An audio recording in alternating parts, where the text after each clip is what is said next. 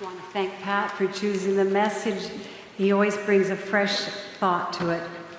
Our series continues, and the sermon title that's assigned for today is Stop Focusing on What is Wrong. And of course, the parable teaches us about two different ways of focusing on what is wrong.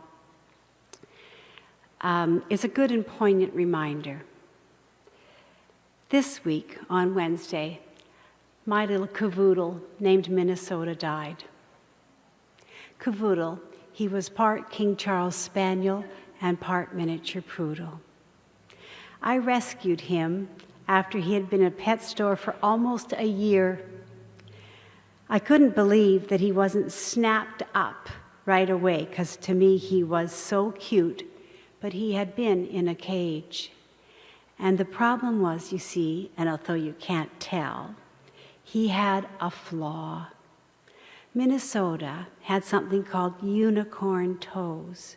It sounds kind of whimsical and cute, but on one of his back feet, instead of his toenails going like this, they went like this.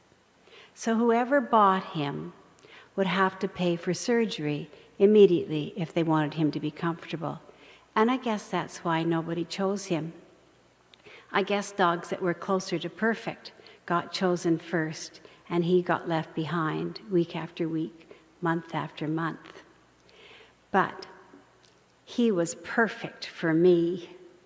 And he and his sister Pemberley, that used to go to church at St. Aidan's, and the two Shorkeys lifted our lives. He did have to have the surgery for those unicorn toes. But I was so grateful that everybody else was focused on what was wrong, that he was still left in that pet store for me to focus on what a wonderful little buddy he would be to me for 12 years. I wondered if that's how the Sacred Spirit sees us.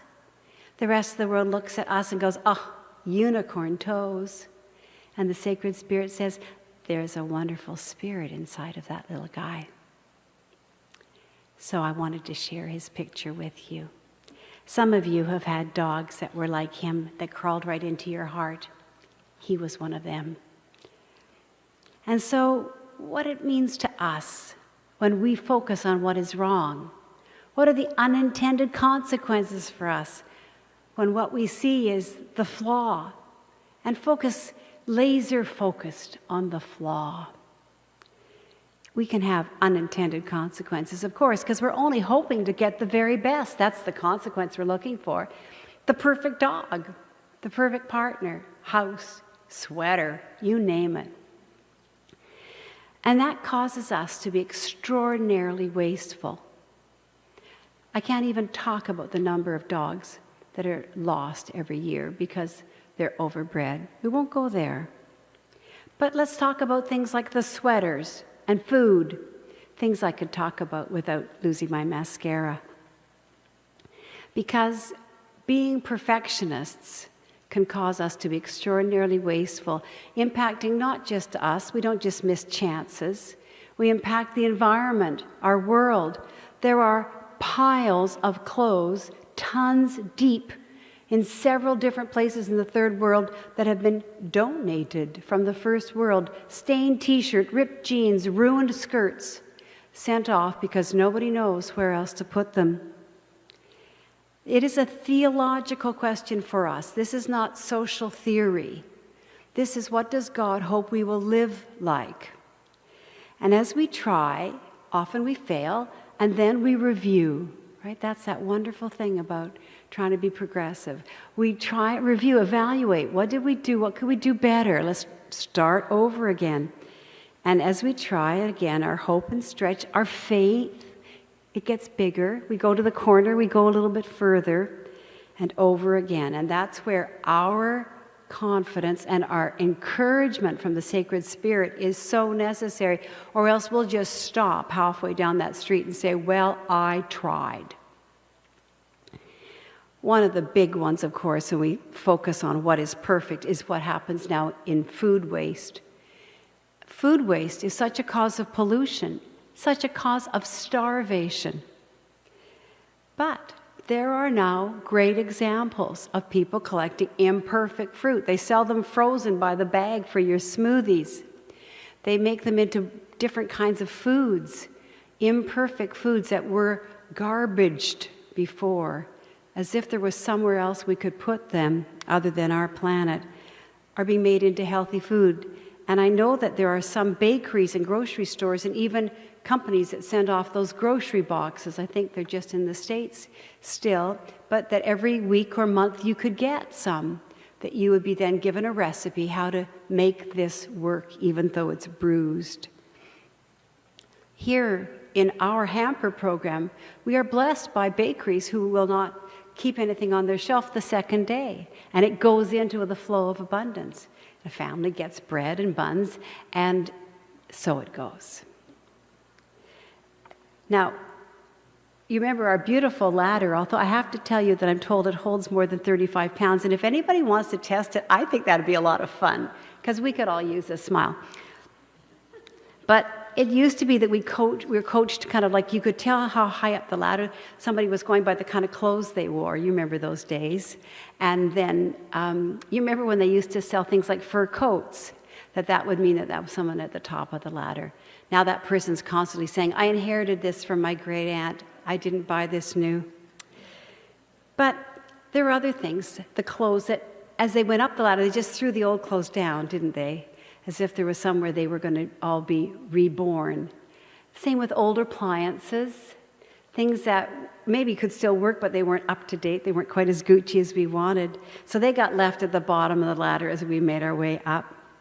So maybe this Lent is time to swoop on down back that ladder and see if any of the imperfect things can be made usable now. Our statement of faith in 2006 is our most recent one in the United Church. It's kind of like a picture. Now, you and I probably both know the one earlier, the 68 one.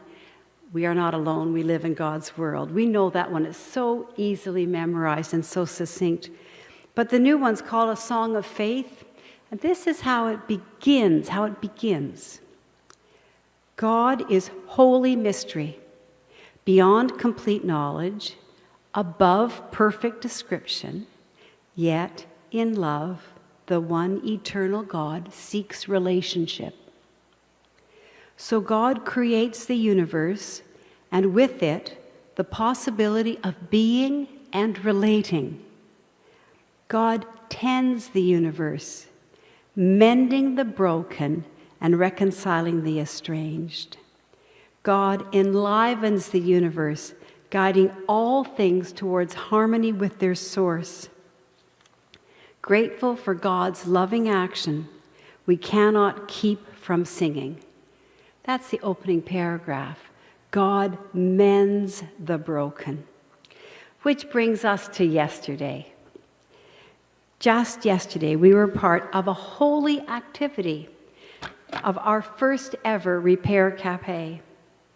Volunteers mended, and I know it's not good to name anybody, so just an initial of their first name would be Penny Bond, with her sewing machine, ironing and repairing.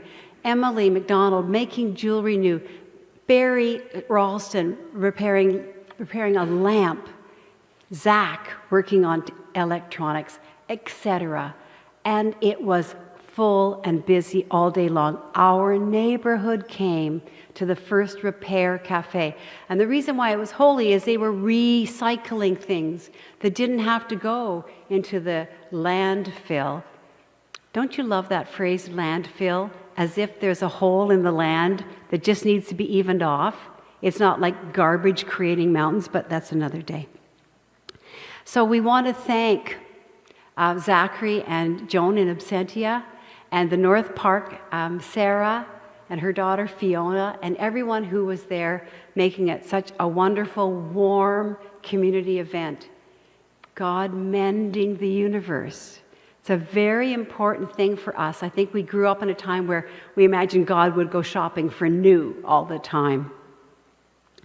And then our Fiona made gluten-free soup minestrone. I heard somebody say, how can you have gluten-free minestrone soup? She said, because the noodles are made of rice. I thought she was just waiting for that. And Moira and Heather and Sharon and others in the kitchen, Adina and David at the door, people welcomed by our little community of faith, saying this is part of a new way of faith operating. There was no Bible reading at that gathering. There were no hymns piped over the sound, but I do believe the Sacred Spirit was smiling down upon us. It seemed it took a village to mend the broken, and it actually lifts your heart to see it unfold. I think the greatest evaluation, I didn't get a chance to check this with Zach, but the number of people who said, when's the next one? I think that's the best one-sentence evaluation there is, isn't it? That says it all. Thumbs up. And then today, that beautiful, and as Pat said, that for some well-known parable of those two sons, both broken. A story of grace and welcome. I've heard so many sad sermons about that bad big brother or that selfish younger guy. In the King James Bible, it says he's given over to riotous living. It does kind of evoke the imagination, doesn't it? Let's just pause there and wonder what that meant. I heard, I think in Pat's translation, that he had whores? Whores.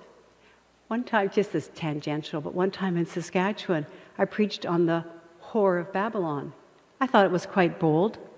At the door, everybody said, Sheila, it's whore. Right? Okay, what's the point of my sermon if I said it wrong? We didn't get the point. We were too busy waiting to correct your pronunciation. It's like H-O-O-E-R, right? Riotous living. How do we welcome back somebody who has lived riotously or with a closed heart? That's what that parable, they're both needing to be welcomed back, aren't they? The prodigal son lives high on the hog, and then, not literally of course, and then famine strikes in the land of his dream vacation. He heads home expecting that he has lost it all. We've probably had moments where we felt like that ourselves. Maybe not the extreme. Jesus is so great at writing these stories because he makes them so clear, black and white, so clear. But we've had that feeling, that worry. What will they say when I come home? What will they say when they see me? Guilt, shame, and fear can be seen as failure. And they can make us feel like we don't want to keep going down the street. And that's, I think, fed by our delusion that somebody hasn't done that. That somebody hasn't there's a person somewhere that never let anybody down. That there's a person somewhere who never betrayed in the legacy of their grandparents or great-grandparents in word or thought or deed. We have this sense that there's a perfect somebody somewhere, and that is not us. And that makes it harder even, that notion that there is that perfect person. I'm sure that you don't think there is, because we haven't met them here in Victoria, and if they were going to live anywhere in Canada, it would be here. Truth is, life is just a huge risk. We know that. You can think you're trying to do something kind, and it can be misinterpreted. You can use a word or a phrase that you don't know is no longer appropriate. And in ignorance, you say something that is truly offensive in 2022. That's the risk of being in a relationship.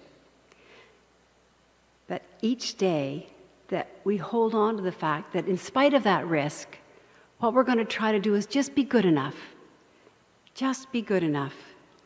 I once had an image that from space, if you were able to see us out walking with the Flatlanders, you'd see this circle with a whole bunch of people just hanging off the edge, right? Just held on by their feet.